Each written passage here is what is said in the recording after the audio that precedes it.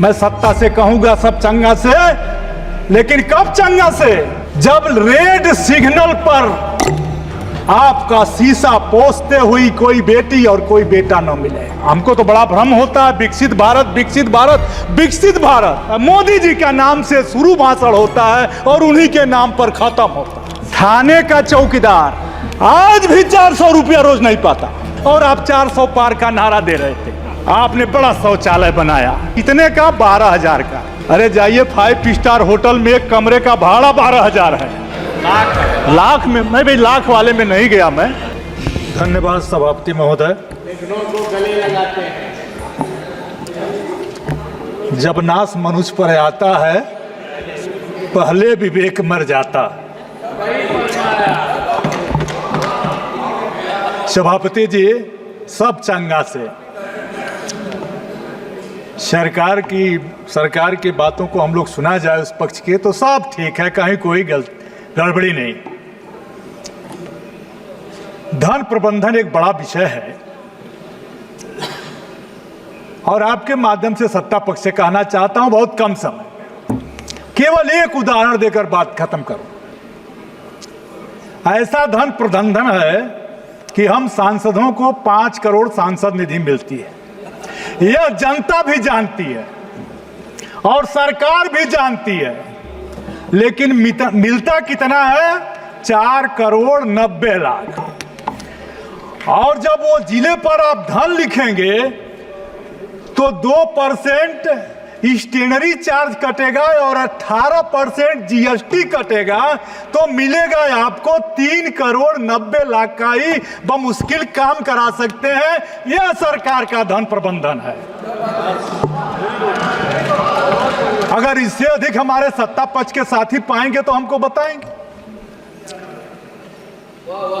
जो धन प्रबंधन है, बड़ा ही अच्छा लगा था वित्त मंत्री जी का उस दिन का भाषण सुन करके कि 7 लाख तक हम टैक्स नहीं लेंगे और 30 करोड़ जो कमाएगा 30 लाख उससे इतना लेंगे, 80 करोड़ जो कमाएगा उससे इतना लेंगे। लेकिन ये नहीं बताया गया जो डायरेक्ट कर है, इनडायरेक्ट कर में आप जनता मारी जा रही है। डायरेक्ट कर वालों को कितना लाख रुपया उनका बट्टे खाते में डाल दिया जाता है। जो अधिक करदाता है उनका कर्जा माफ होता है और उनके धन बट्टा खाते में डाल दिए जाते हैं, और कम कर देने वाला मतदाता उसका पंपिंग सेट का ऋण भी नहीं माफ होता है। 10,000 रुपया कर्जा लिया है वह भी माफ नहीं होता है। मैं सत्ता से कहूंगा सब चंगा से, लेकिन कब चंगा से? जब रेड सिग्नल पर आपका शीशा पोंछते हुई कोई बेटी और कोई बेटा न मिले।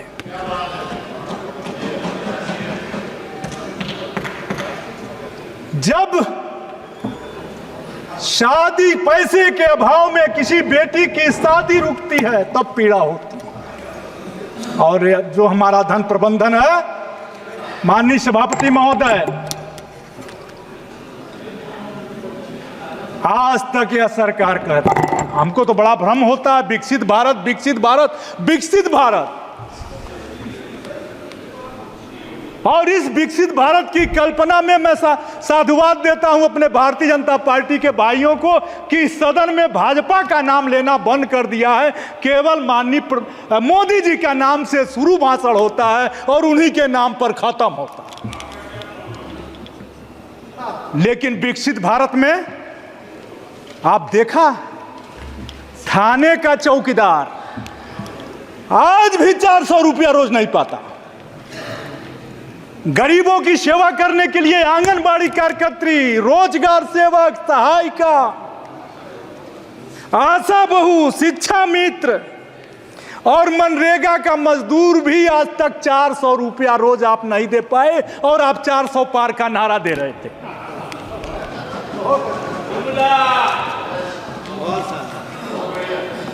आपने बड़ा शौचालय बनाया, इतना शौचालय बनाया कि कितने का? 12,000 का। अरे जाइए 5 स्टार होटल में एक कमरे का भाड़ा 12,000 है। लाख में मैं भी लाख वाले में नहीं गया मैं। हाँ, ये जरूर है कि आप जल नल से पानी दे रहे हैं फ्री में तो छाती पीटा जा रहा है, लेकिन यह भी तो देखें कि 1000 रुपया 1 लीटर पानी और 50 रुपये में 1 लीटर दूध मिल रहा।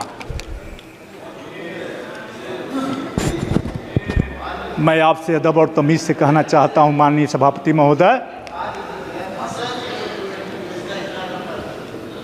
टैक्स, इनडायरेक्ट टैक्स किस तरह से आता है? सभी सांसद हमारे बैठे हैं और सरकार के लोग भी अगर बड़ी गाड़ियों से न जा रहे हों तो हर शहरों में लेबर बाजार लग रहा और वहां 400, 500, 1000 लेबर। और कोरोना के बाद जो आपने की व्यवस्थाओं से हजारों किलोमीटर लोग पैदल चले। ट्रेन हमारी थी लेकिन लोगों को पैदल चलना पड़ा, मरे, सारे रोजगार बंद हुए और वह लोग जो लेबर हैं वो काम के अभाव में इतने महंगे सीमेंट छड़ मालिक घर बनाना बंद कर दिए। और ज्यों ही वो भी जाते हैं, जान लेना शाम को शराब पर आप सबसे अधिक टैक्स लेते हो और वो लेबर भी शराब पीकर आपको टैक्स देता है और कर प्रबंधन में, धन प्रबंधन में आपकी मदद करता है। लेकिन आपने उसके बच्चे के पढ़ने के जब इंतजाम का समय आया तो उस पर आप जीएसटी लगाते हो कॉपी और किताब में। इन्वेस्ट की बात होती है, मैं समय नहीं लूंगा, मेरे दल के दूसरे साथी को बोलना होगा। इन्वेस्ट के नाम पर उत्तर प्रदेश में जब से सरकार बनी है करीब 7 बरस से रोज इन्वेस्टर बुलाए जाते हैं कि आएंगे, इन्वेस्ट करेंगे और हमारा विकास होगा, हमारा धन बढ़ेगा। लेकिन इन्वेस्ट पर कितने करोड़ रुपया खर्चा हुए? जितने करोड़ रुपया खर्चा हुए उतने का भी निवेश हमारे प्रदेश में नहीं हुआ। आप निवेश ठीक करेंगे नहीं, आप उधार देंगे, उधार लेंगे नहीं,